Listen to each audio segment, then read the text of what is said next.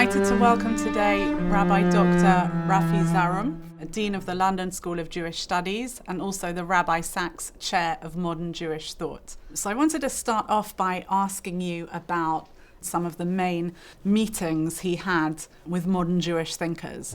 So we know famously that in his student years he met with Rabbi Soloveitchik and the Lubavitcher Rebbe, and I wanted to ask you about those encounters and how they came to be so influential on his life in your view. So he was a student in university in Cambridge studying philosophy, and he was traditional but not so religious.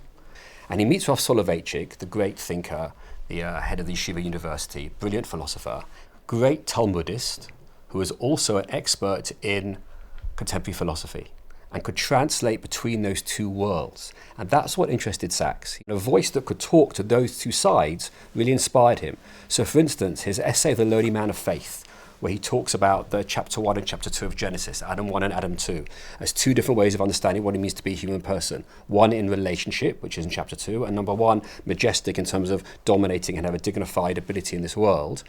These are ideas that inspired Sachs because he could relate to them. He thought the human being had a central position in human thought, and someone like Rav Soloveitchik was willing to explain and describe that for him. So that's, I think, why it made a difference to him.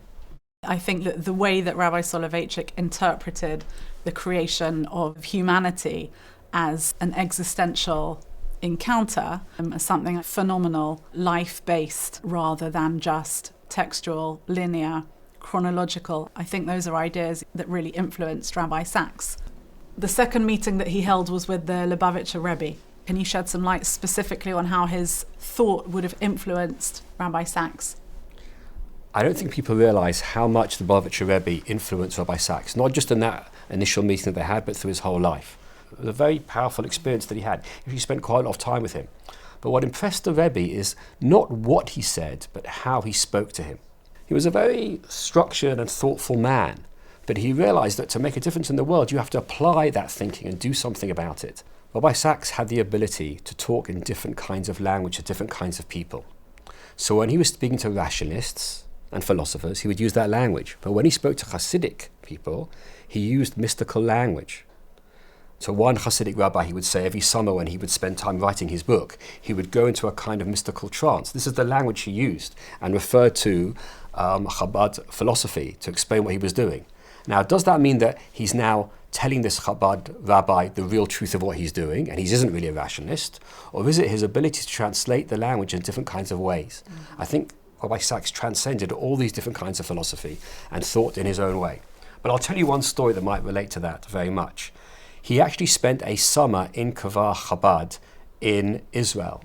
And I spoke to Rav, who spoke to the head of this center, who said, I was told I'm going to be getting a Cambridge graduate philosopher, intellectual, coming to my place to study, and I should be ready for that. He said, I was missold. The man I got was on fire. He wanted to understand the purpose of existence.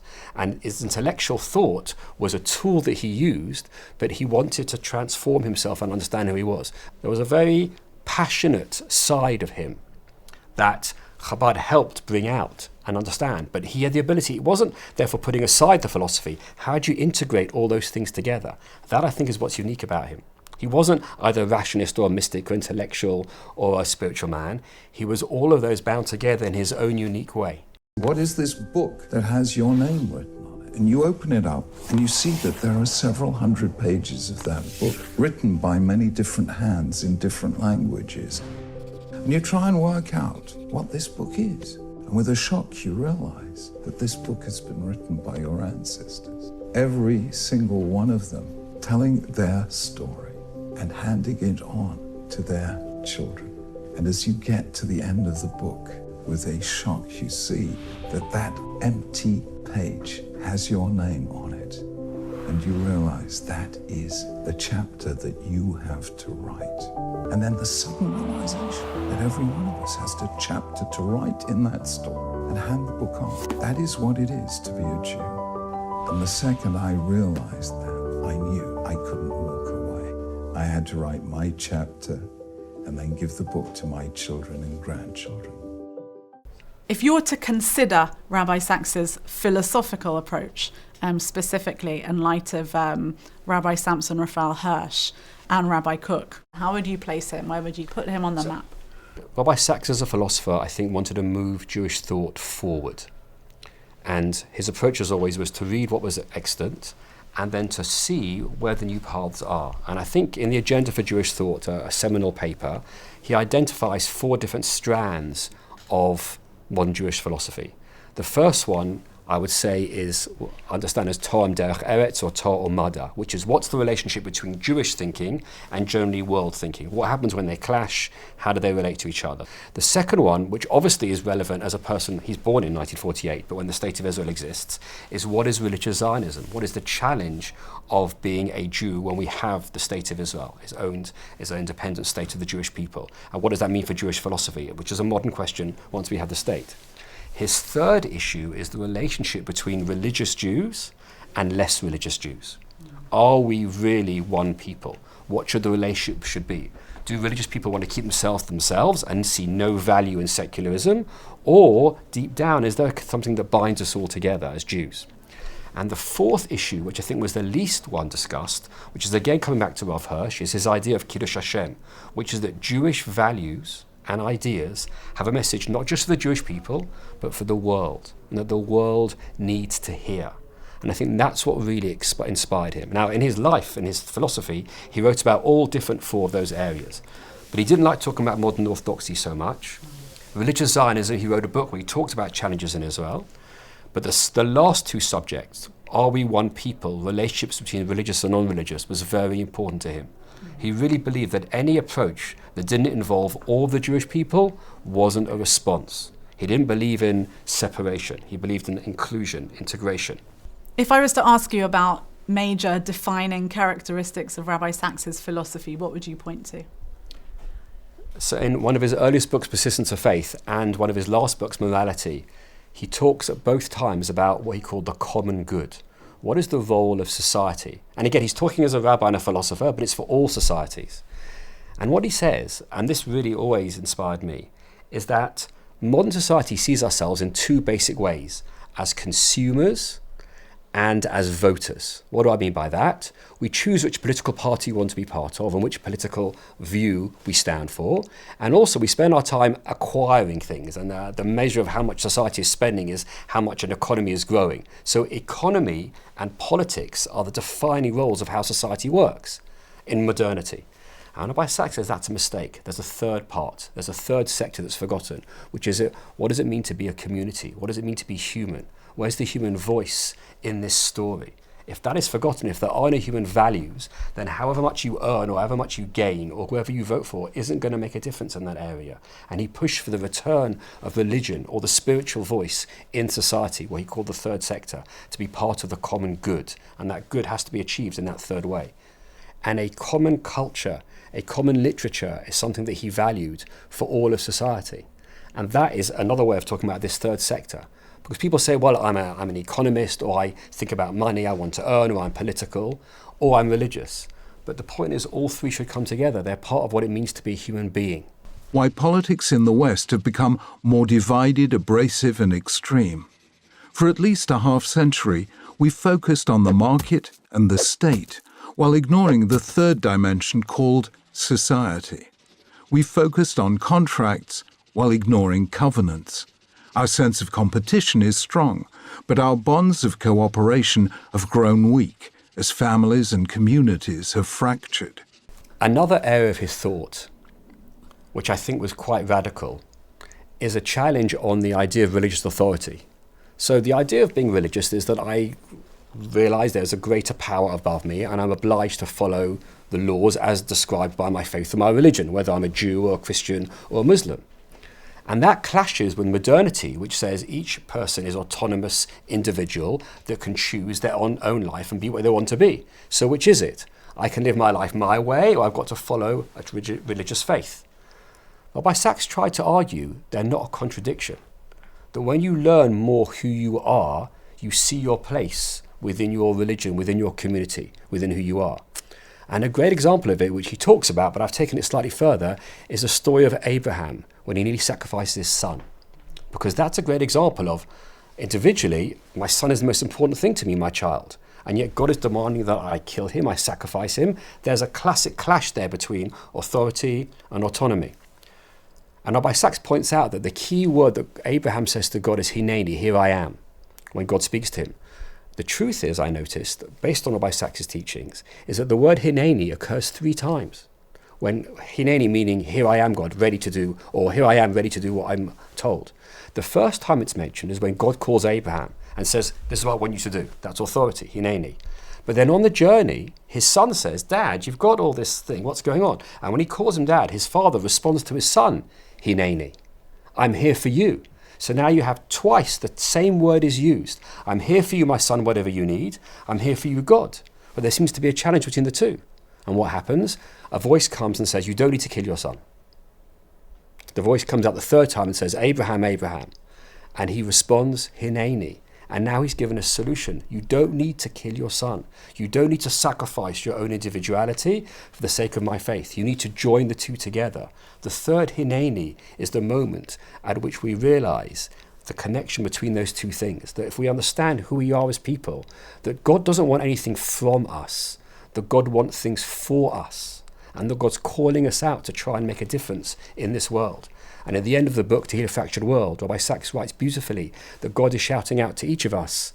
Our response is to answer Hineni. Here I am with my individuality, with my particular skills, whether a musician or an artist or a writer or a person who's chevra, a warm, connecting person, and I can use those skills to help make the world better, which is a challenge that God demands us all. The angel of the Lord called out to him from heaven, Avraham, Avraham, here I am, he replied. Don't lay a hand on the boy, says the angel. Don't do anything to him. Now I know that you'll fear God, because you have not withheld from me your son, your only son. The trial is over. It's the climax of Avram's life, the supreme test of faith, a key moment in Jewish memory and self-definition. But it's deeply troubling. Why did God so nearly take away what he had given? Why did he put these 2 aged parents, Avram and Sarah, through so appalling a test? So as we know, he embraced certain ideas of the Enlightenment, but we're also aware that he was very critical of certain aspects of the Enlightenment, which collapsed essentially. The fact that the Holocaust could happen, the fact the Second World War could happen, millions killed in the First World War as well, meant that this philosophy wasn't actually changing what it meant to be human. So in a sense, what the modern Jewish thinkers had sought to do was to amalgamate modern values with Jewish values. And then what we could say is, as a result of that and as a result of the failure of the Enlightenment, he then kind of recast those modern Jewish values as the Jewish contribution to modern society. I would say even more so. He saw them as a counter voice, as a challenge to society. Jews had often been the other, and the voice of the prophet was always challenging the king. So there's something innate in Judaism that challenges the wider world, because we've always been a minority. And so he felt he could have that voice as well to challenge society. And I think, to think is what is our métier. It's what we do for a living. Theophrastus, the disciple of Aristotle, when he was asked, what are the Jews, replied, they are a nation of philosophers. And I think that is a very beautiful thing. We are the people who consistently throughout history have thought our way out of tragedy and found through our own internalized ways some new pathway of hope. So what really was different in considering the approach to modernity and the approach to science? So obviously it begins with Enlightenment, but the 20th century, the bloody 2 world wars, the creation of the State of Israel changes everything. So now the Jewish people have independence and have strength and self makes a big difference. And also the acceptance of Jews in America and England and other places around the world also means that Jews are part of society and Jewish voices can be heard, which is also a new realization. Even though there were great developments of science in the 20th century, what Rabbi Sachs was seeing was the secularization of society in general, that churches were more empty on Sundays, that people weren't as religious as they had been, and secularism and the lack of belief in Christianity in American England was huge. And as a result, a voice was needed to bring back religion and faith to society. And interestingly, even though he's writing as a Jew, he thinks it's relevant for all people that faith has a place in modern society. So in the end of the 20th century, where he's growing up, it's a time where Jews are listened to, where Jewish values are important to hear, where Jews are confident in the world because they have their own state. And all those things dramatically change everything. Mm-hmm. So those are my three reasons for saying this is innate Ratzon. Our return to history, the crisis of Western Enlightenment values, and number three, it's what we are here for.